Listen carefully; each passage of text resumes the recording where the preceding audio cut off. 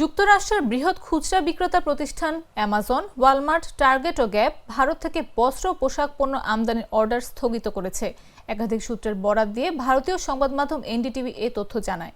মার্কিন president Donald Trump ভারতীয় পণ্যের উপর শুল্ক বাড়িয়ে 50% করেছেন। প্রথম 25% শুল্ক এরই মধ্যে কার্যকর হয়েছে। বাকি 25% শুল্ক কার্যকর হবে আগামী 28 আগস্ট। শাস্তিমূলক এই শুল্ক আরোপের কারণ হিসেবে ট্রাম্প বলেছেন, ভারতের রাশিয়া থেকে তেল আমদানি। ট্রাম্পের নির্বাহী আদেশে লেখা হয়েছে, ভারত যেহেতু সরাসরি বা পরোক্ষভাবে রাশিয়ান তেল আমদানি করছে, তাই আমদানিকৃত ভারতীয় পণ্যের উপর অতিরিক্ত শুল্ক আরোপ প্রয়োজনীয় ও উপযুক্ত।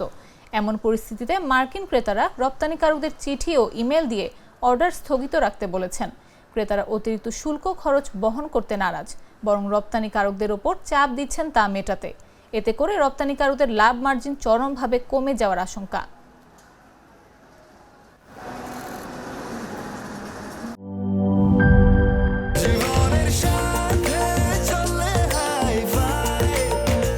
স্বাস্থ্যকর অল টাইম ফ্যামিলি কেক, সব সময় অল টাইম হেলদি লাইফ।